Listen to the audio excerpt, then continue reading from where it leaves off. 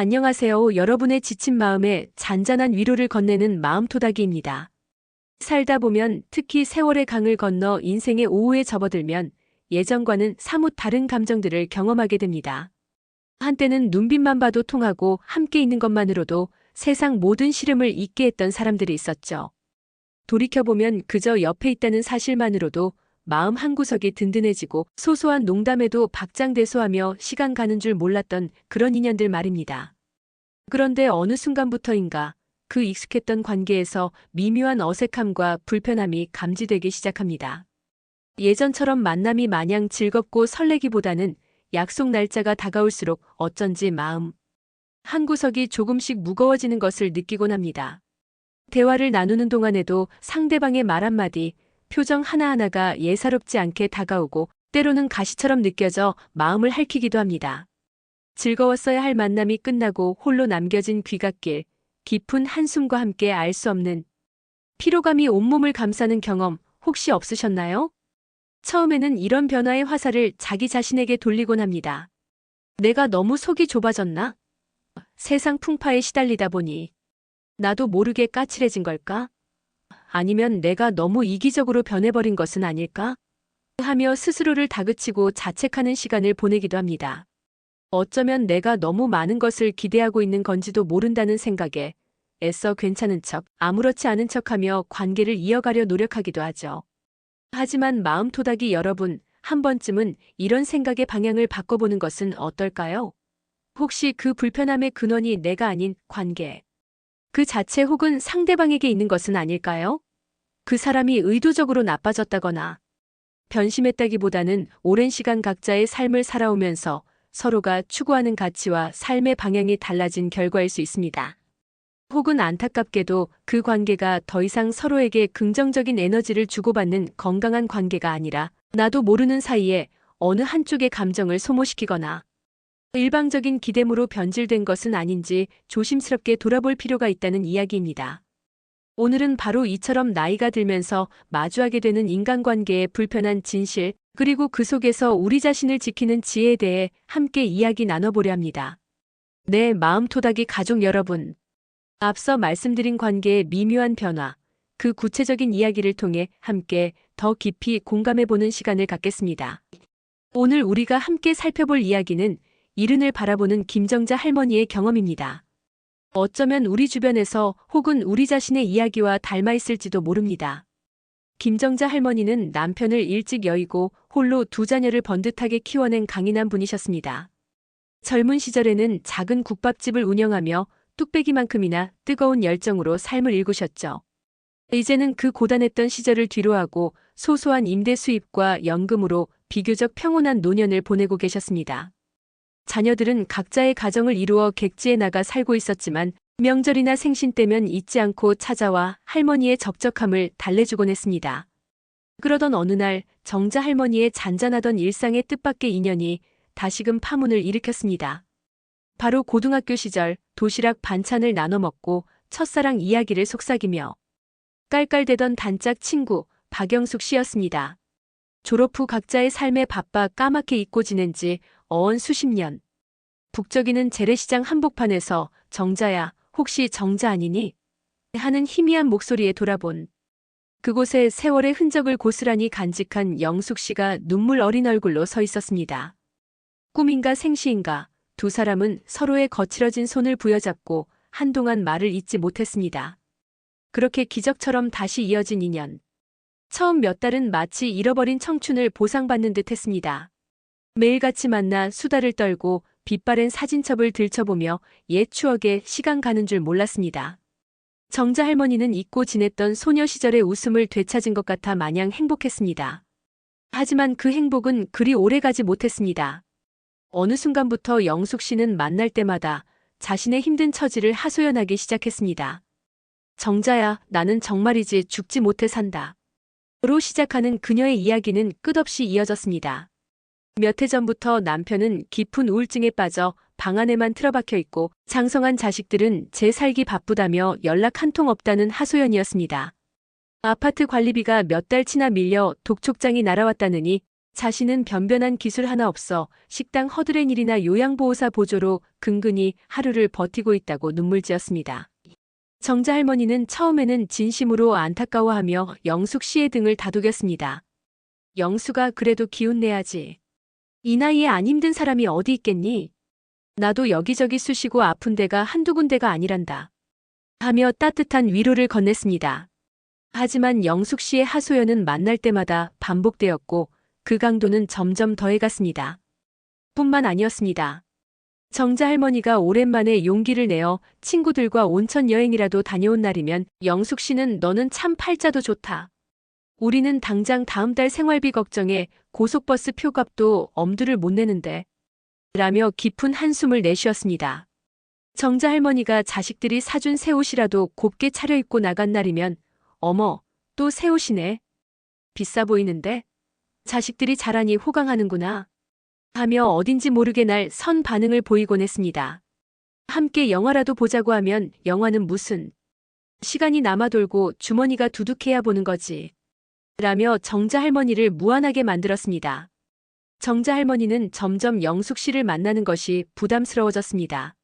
그녀의 하소연을 듣는 것도 지쳤지만 무엇보다 자신의 평범한 일상조차 마치 영숙 씨에게 죄를 짓는 것처럼 느껴지게 만드는 그 분위기가 견디기 힘들었습니다. 그저 오랜 친구와 소소한 기쁨을 나누고 싶었을 뿐인데 어느새 영숙 씨는 정자 할머니의 삶을 자신의 불행과 끊임없이 비교하고 은근히 깎아내리며 정자 할머니에게 죄책감을 심어주는 존재가 되어버렸던 것입니다. 결정적인 균열은 어느 찬 바람이 싸늘하게 불던 늦가을 오후에 찾아왔습니다. 낡은 찻집 한 구석에 마주 앉아있던 영숙 씨가 어렵사리 입을 열었습니다. 정자야. 내가 정말 이런 말까지는 안 하려고 했는데 이번 달 병원비가 딱 15만 원이 모자라네. 정말 염치 없지만 내가 좀 도와줄 수 없을까? 다음 달에 연금 나오면 무슨 일이 있어도 꼭 갚을게. 그렁그렁한 눈으로 애원하는 친구의 모습에 정자 할머니는 차마 거절하지 못하고 지갑을 열었습니다. 하지만 그것이 끝이 아니었습니다. 다음 달에는 손녀딸 학습지 비용이 급하다며 20만 원을, 그 다음 달에는 갑자기 남편 약값이 필요하다며 30만 원을 빌려갔습니다. 미안하다 정자야. 그래도 너밖에 이런 부탁할 사람이 없어. 라는 말과 함께 말입니다. 갚겠다는 약속은 어느새 희미해졌고 돈을 빌려가는 것은 당연한 일처럼 되어버렸습니다. 정자 할머니는 돈이 아까워서가 아니었습니다. 그 돈을 건네는 자신의 모습이 너무나 초라하고 한심하게 느껴졌습니다. 자신의 삶이 마치 친구의 현금 인출기라도 된 듯한 기분, 친구의 불행을 끝없이 메워야 하는 밑빠진 독처럼 느껴졌습니다. 내가 너무 매정한 걸까? 오랜 친구 하나에 딱한 사정 하나? 못 들어주는 속 좁은 인간인가? 밤마다 수없는 자책과 고민으로 잠을 이루지 못했습니다. 그러던 어느 날 정자 할머니는 정기 건강검진에서 담낭에 작은 혹이 보인다는 정밀 검사가 필요하다는 소견을 듣게 되었습니다. 덜컥 겁이 난 정자 할머니는 걱정스러운 마음에 가장 먼저 영숙 씨에게 전화를 걸어 이 사실을 알렸습니다. 그런데 수화기 너머로 들려온 영숙 씨의 대답은 차갑기 그지없었습니다. 어머, 그랬니? 아이고, 나는 지금 손주 녀석이 열이 펄펄 끓어서 정신이 하나도 없네. 그런 건 아들딸한테 이야기해야지. 나한테 말해봤자 뭘 어쩌겠니? 바빠서 이만 끊는다. 뚝. 전화가 끊기고 난 뒤 정자 할머니는 한동안 멍하니 허공만 바라보았습니다. 그 순간 머릿속을 번개처럼 스치는 깨달음이 있었습니다. 아, 이 사람은 내 슬픔을 들을 귀가 없구나. 내 아픔에 공감할 마음의 여유가 없구나. 나는 그저 이 사람에게 필요할 때 도움을 주는 존재였을 뿐 서로의 마음을 나누고 위로하는 진정한 친구는 아니었구나. 그날 밤 정자 할머니는 수십 년 만에 펜을 들었습니다. 그리고 하얀 편지지에 또박또박 자신의 마음을 써내려갔습니다. 오랜 우정의 무게와 현재의 고통, 그리고 앞으로 자신이 나아가고 싶은 삶의 방향에 대해서 말입니다. 다음 날 아침 시장 어귀에서 영숙 씨를 만난 정자 할머니는 말없이 편지 봉투를 건네고 돌아섰습니다. 눈물이 쏟아질 줄 알았는데 이상하게도 발걸음은 훨훨 날아갈 듯 가벼웠고 마음은 더없이 평온했습니다. 마음토닥이 가족 여러분, 정자 할머니의 이야기는 우리에게 무엇을 말해주고 있을까요? 가난 자체가 죄는 아니지만 그 가난이나 불행을 방패 삼아 타인의 선의를 끊임없이 이용하고 상대방의 삶에 부정적인 감정만을 쏟아내며 정서적으로 기생하려는 관계는 결코 건강하다고 할 수 없습니다. 아무리 오랜 인연이라 할지라도 현재 나의 삶을 끊임없이 짓누르고 피폐하게 만든다면 이제는 그 관계를 다시 한번 돌아보고 용기 있는 정리를 생각해 보아야 할 때인지도 모릅니다. 이제 우리는 누구를 얼마나 오래 알았느냐보다 그 사람이 지금 내 삶에 어떤 의미로 존재하는지, 어떤 영향을 주고 있는지를 더 깊이 헤아려야 할 나이이니까요. 내 마음토닥이 가족 여러분. 앞서 김정자 할머니의 이야기를 통해 우리는 경제적, 감정적으로 기대는 관계의 어려움을 살펴보았습니다. 이번에는 또 다른 형태의 불편한 관계, 바로 가까운 이의 성공과 행복을 진심으로 축하해주지 못하고 오히려 은근히 깎아내리거나 시기하는 친구와의 관계에 대해 수진 씨의 경험을 통해 함께 공감하고 지혜를 나눠보고자 합니다. 수진 씨에게는 영이라는 이름의 오랜 친구가 있었습니다.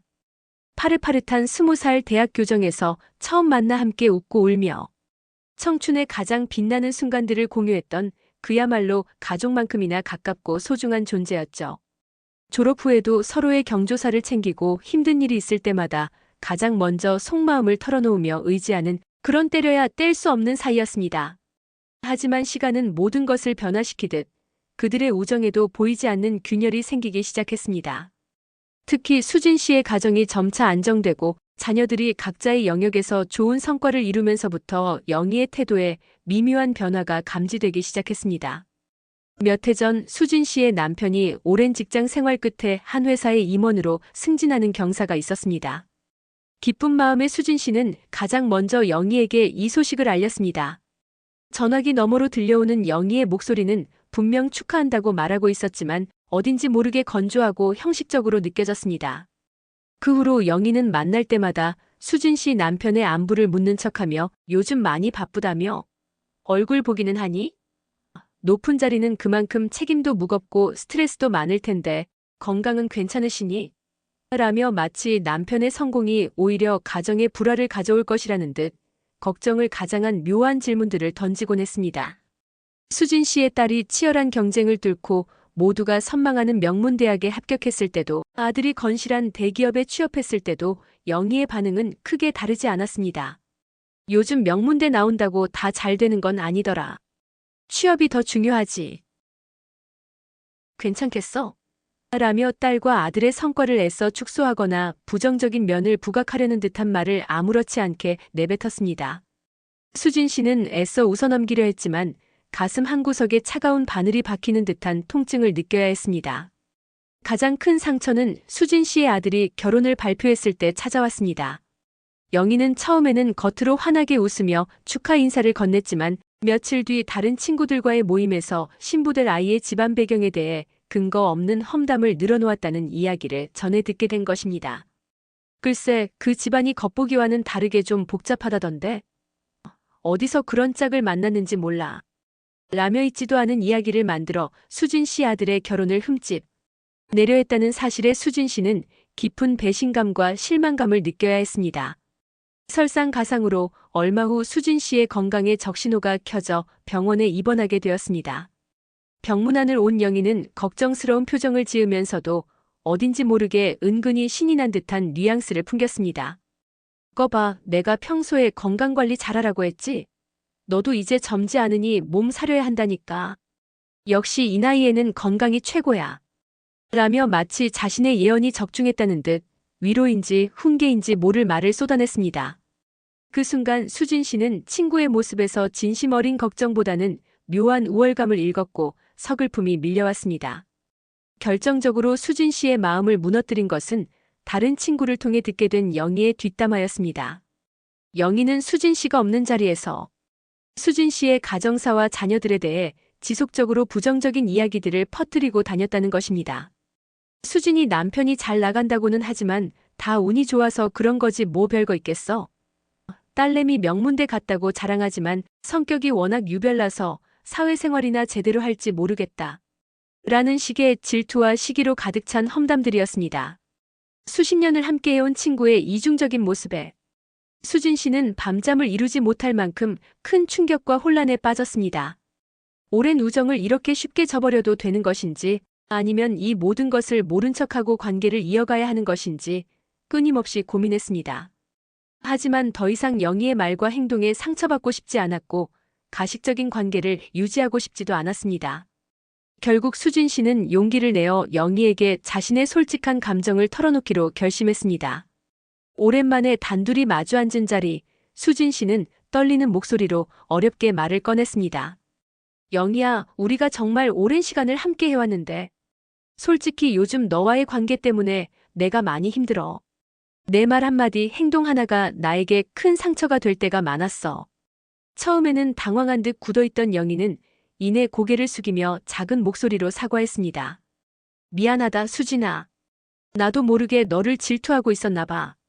내 처지가 힘들다 보니 너의 행복이 더 크게 보였고, 그래서 못난 마음을 품었던 것 같아. 정말 미안해. 우리가 다시 예전처럼 서로 솔직하게 이야기하면서 관계를 회복할 수는 없을까? 수진 씨는 영희의 진심 어린 사과를 받아들였습니다. 오랜 세월 함께 쌓아온 정을 생각해서라도 다시 한번 친구로서의 관계를 회복하기 위해 노력해보기로 했습니다. 하지만 깨진 유리 조각을 다시 붙인다 해도 그 흔적이 완전히 사라지지 않듯 예전과 같은 온전한 신뢰와 친밀감을 회복하기까지는 많은 시간과 노력이 필요했습니다. 마음토닥이 가족 여러분, 수진 씨의 이야기는 우리에게 또 다른 깊은 생각거리를 던져줍니다. 가장 가까운 친구라고 믿었던 사람에게서 질투와 시기라는 칼날을 경험하는 것은 참으로 고통스러운 일입니다. 하지만 안타깝게도 타인의 성공과 행복을 온전히 자신의 기쁨처럼 축하해줄 수 있는 사람은 생각보다 많지 않은 것이 현실일지도 모릅니다. 이번 일을 통해 수진 씨는 중요한 깨달음을 얻었습니다. 오랜 친구라 할지라도 각자의 가정을 이루고 중년의 삶에 접어들면 젊은 시절과는 모든 것이 달라질 수밖에 없다는 사실을 말입니다. 친구와의 관계도 물론 소중하지만 이제는 그 어떤 관계보다 자신의 가정과 그 안에서의 행복이 최우선이라는 것을 가슴 깊이 새기게 되었습니다. 진정한 우정은 서로의 기쁨을 진심으로 함께 기뻐하고 슬픔은 나누며 서로에게 힘이 되어줄 때 비로소 그 의미를 더한다는 것을 말입니다. 때로는 솔직한 대화를 통해 관계 개선의 실마리를 찾을 수도 있지만 그럼에도 불구하고 관계가 계속해서 나에게 상처와 아픔만을 준다면 그 관계를 건강하게 정리하는 용기 또한 필요하다는 것을 수진 씨의 이야기는 우리에게 일깨워주고 있습니다. 네, 마음토닥이 가족 여러분. 앞선 두 가지 사례를 통해 우리는 나이가 들어가면서 겪게 되는 인간관계의 다양한 어려움들을 살펴보았습니다. 어쩌면 많은 분들이 나이가 들수록 왜 이렇게 친구 관계가 힘들어지는 걸까? 예전엔 안 그랬는데 왜 만나는 사람이 점점 줄어드는 것 같지? 하는 생각을 한 번쯤 해보셨을 겁니다. 오늘은 바로 이 질문, 나이 들수록 친구가 줄어드는 이유와 그 속에서 우리가 발견할 수 있는 혼자 있는 시간의 소중한 가치에 대해 함께 이야기 나눠보겠습니다. 혹시 주변을 둘러보세요. 예전처럼 시시때때로 연락하고 주말마다 약속을 잡던 친구들이 얼마나 남아있나요? 아마 많은 분들이 고개를 갸웃거리실 겁니다. 한때는 밤새도록 함께 웃고 떠들던 친구들이 이제는 1년에 한두 번 안부, 연락조차 하기 어색한 사이가 되어버린 경우도 있을 테고요. 내가 뭘 잘못했나? 나만 이렇게 외로운 건가?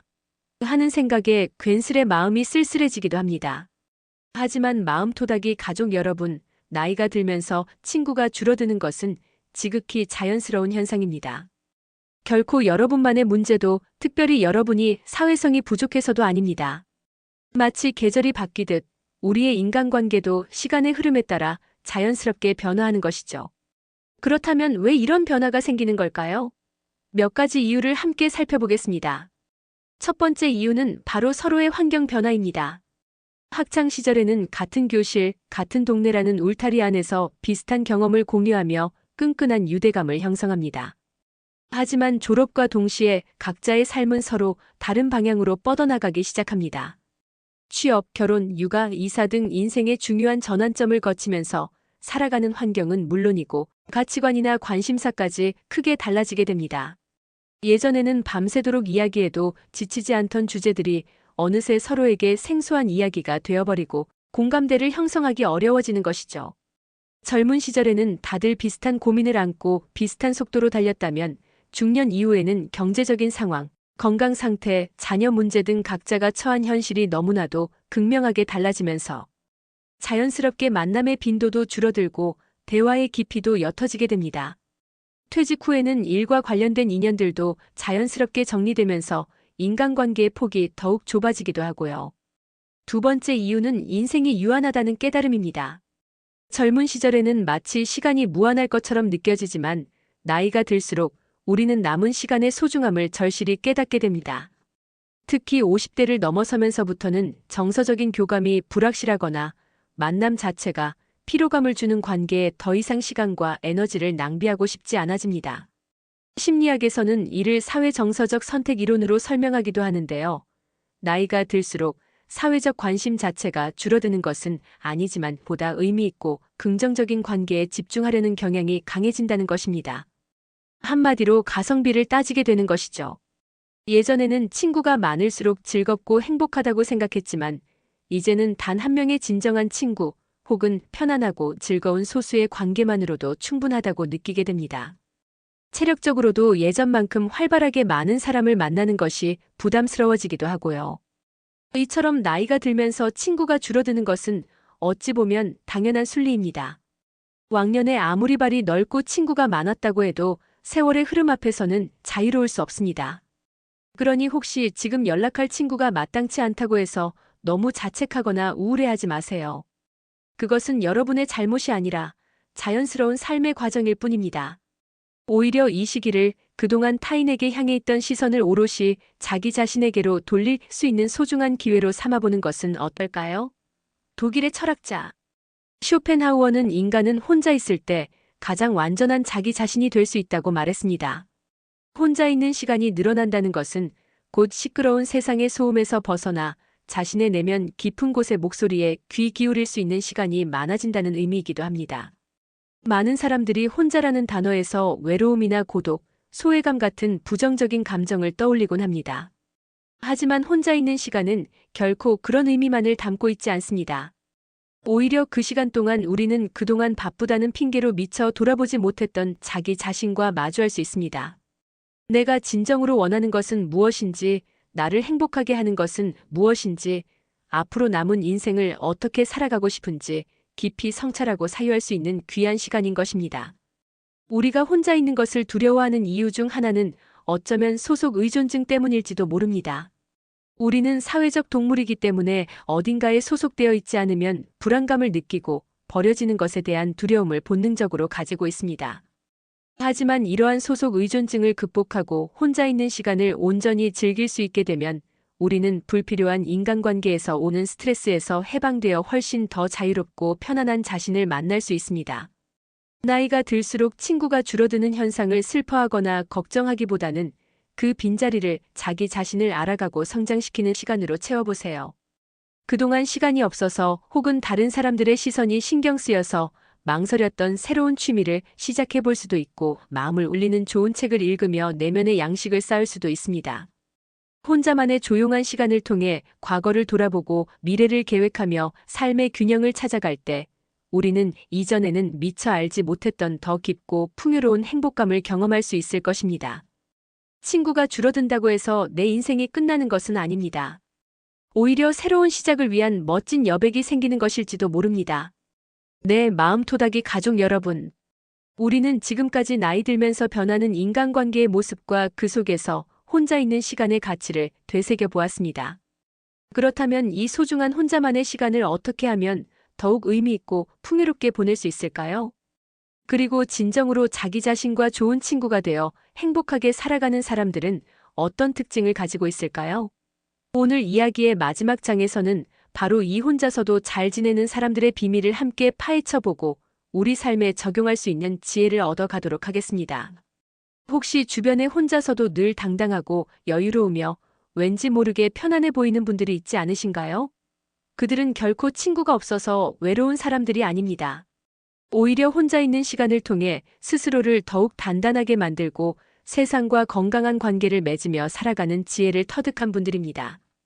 그렇다면 그 비결은 무엇일까요? 첫 번째 특징은 타인에게 과도하게 의지하지 않는다는 것입니다. 누군가가 옆에 있어야만 마음이 놓이고 혼자서는 아무것도 결정하지 못하는 사람들은 자신도 모르는 사이에 상대방에게 기대고 때로는 집착하는 모습을 보이기도 합니다. 관계가 틀어질까봐 부당한 요구에도 참고 넘기거나 상대방의 기분을 맞추기 위해 자신의 감정을 억누르는 일이 반복되죠. 결국 이런 관계는 불만과 상처만 쌓이게 만듭니다. 반면 혼자서도 잘 지내는 사람들은 스스로를 굳건히 지지하고 자신의 가치와 능력에 대해 건강한 만족감을 가지고 있습니다. 그렇기 때문에 타인의 인정이나 관심에 목매지 않으며 자신의 마음을 성숙하게 다스릴 줄 압니다. 자신만의 기준이 명확해서 상대방이 무리하게 선을 넘을 때에는 굳이 참거나 희생하지 않고 당당하게 자신의 의견을 표현할 줄 압니다. 어떤 문제에 부딪혔을 때도 누군가에게 해결해달라고 손을 내밀기보다는 스스로 해결할 힘을 기르고 그 과정에서 더 큰 성장을 경험합니다. 타인에게 의지하는 것은 어쩌면 스스로의 자유를 반납하는 것과 같습니다. 이 세상에서 나의 모든 순간, 모든 감정, 모든 모습을 가장 온전히 알고 있는 존재는 바로 나 자신뿐이라는 사실을 기억하세요. 여러분도 오늘부터 자기 자신과 가장 친한 친구가 되어보는 것은 어떨까요? 두 번째 특징은 자신의 내면을 채우는 활동에 적극적이라는 것입니다.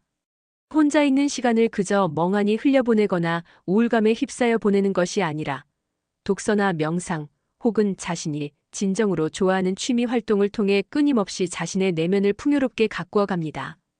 그들에게 혼자 있는 시간은 고립이나 단절이 아니라 오히려 자신을 발전시키고 성장시키는 생산적인 시간입니다. 잘 맞지 않는 사람들과 억지로 어울리며 시간을 보내다 보면 결국 남는 것은 피로감과 공허함뿐일 때가 많습니다. 하지만 혼자만의 시간에는 나를 갉아먹는 부정적인 생각들로부터 스스로를 보호하고 온전히 내가 원하는 활동에 집중하며 긍정적인 에너지를 충전할 수 있습니다. 같은 시간을 살아도 그 시간을 어떻게 활용하느냐에 따라 삶의 질은 엄청나게 달라집니다. 혹자는 친구 없이 혼자 지내는 사람의 모습을 쓸쓸하고 초라하게 상상할지 모르지만 실제로는 그 시간을 통해 오히려 더 큰 활력과 삶의 즐거움을 찾아가는 사람들이 많습니다. 그동안 시간이 없어서 혹은 용기가 나지 않아서 미뤄두었던 일들을 오늘부터 하나씩 시작해보세요. 여러분의 가치관을 넓히고 취향을 발전시키며 시간의 농도를 더욱 깊이 있게 만들어갈 수 있을 것입니다. 세 번째 특징은 새로운 도전을 두려워하지 않는다는 것입니다. 혼자서도 잘 지내는 사람들은 대부분 자기 개발에 대한 열정이 높고 자신만의 꿈이나 목표를 향해 꾸준히 나아가는 모습을 보입니다. 새로운 것을 배우거나 낯선 분야에 도전하는 것을 망설이지 않습니다. 누군가에게 의존적인 사람들은 새로운 일을 시작하기 전에 주변 사람들에게 끊임없이 의견을 묻고 확신을 얻으려고 합니다. 하지만 정작 그 조언을 해주는 사람들은 그 일을 직접 경험해보지 않은 경우가 많고 때로는 그들의 주관적인 판단이 오히려 새로운 도전을 가로막는 장애물이 되기도 합니다. 반면 혼자서도 잘 서는 사람들은 주변의 시선이나 평가에 크게 개의치 않고 자신이 하고 싶은 일을 묵묵히 실행에 옮깁니다. 그 과정에서 때로는 실패를 경험하기도 하지만 그 실패조차도 성장의 밑거름으로 삼아 더욱 단단해집니다. 이런 경험들이 하나하나 쌓이다 보면 자연스럽게 내면의 힘이 강해지고 스스로에 대한 깊은 확신이 생겨납니다. 새로운 일을 시작할 때 느끼는 설렘과 두려움은 누구에게나 당연한 감정입니다. 하지만 중요한 것은 그 감정에 휘둘리지 않고 자신의 내면에서 목소리를 믿고 우직하게 나아가는 용기입니다. 그 일에 대한 성취감도 책임도 오롯이 자신의 몫이라는 것을 기억하세요. 네 번째 특징은 모든 사람에게 사랑받을 필요가 없다는 것을 안다는 것입니다. 혼자서도 잘 지내는 사람들은 타인의 평가에 일희일비하지 않습니다. 누군가가 자신에 대해 하는 말이 타당하다고 생각되면 겸허히 받아들이고 개선하려 노력하지만 이유 없는 비난이나 근거 없는 험담에는 크게 신경 쓰지 않고 흘려들을 줄 아는 지혜를 가지고 있습니다. 사람은 누구나 완벽하지 않습니다. 좋은 점이 있으면 부족한 점도 있기 마련이죠. 중요한 것은 타인의 시선에 맞춰 자신을 억지로 바꾸려 하거나 자신을 잃어버리면서까지 모든 사람에게 좋은 사람이 되려고 애쓰지 않는 것입니다. 그들은 누구보다 자신의 강점과 약점을 잘 알고 있으며 스스로를 있는 그대로 수용하고 사랑할 줄 압니다. 그렇기 때문에 자신에게 해를 끼치거나 부정적인 영향을 주는 관계는 과감히 끊어낼 줄 아는 결단력도 가지고 있습니다. 굳이 애쓰거나 희생하지 않아도 자연스럽게 마음이 통하고 서로에게 긍정적인 영향을 줄 수 있는 건강한 관계를 만들어가는 것. 그것이 바로 혼자가 되는 것을 두려워하지 않고 진정한 행복을 누리며 살아가는 비결입니다. 마음토닥이 가족 여러분, 독일의 신학자이자 철학자인 폴 틸리히는 이렇게 말했습니다. 외로움이란 혼자 있는 고통을 표현하기 위한 말이고, 고독이란 혼자 있는 즐거움을 표현하기 위한 말이다. 여러분에게 혼자 있는 시간이 더 이상 쓸쓸한 외로움이 아니라 성숙한 고독의 즐거움으로 채워지기를 진심으로 바랍니다. 물론 인생을 살아가면서 무조건 혼자여야만 하는 것은 아닙니다. 우리는 사회적 존재이기에 타인과의 관계 속에서 기쁨과 슬픔을 나누며 살아갑니다. 하지만 중요한 것은 혼자서도 잘 지낼 수 있는 내면의 힘을 기르는 것입니다. 그렇게 스스로 단단하게 설 수 있을 때 우리는 비로소 타인과도 더욱 건강하고 성숙한 관계를 맺어갈 수 있을 것입니다. 오늘 저 마음토닥이가 전해드린 이야기가 여러분의 인간관계에 대한 고민과 걱정에 조금이나마 따뜻한 위로와 지혜가 되었기를 바랍니다. 인생의 후반전, 이제는 타인의 시선이나 기대에서 벗어나 온전히 자기 자신에게 집중하며 고독을 즐기고 내면의 소리에 귀 기울이는 평온한 시간을 만들어 가시기를 응원합니다. 여러분의 마음이 늘 평안하시기를, 그리고 진정한 행복을 찾아가시기를 간절히 바라겠습니다. 감사합니다.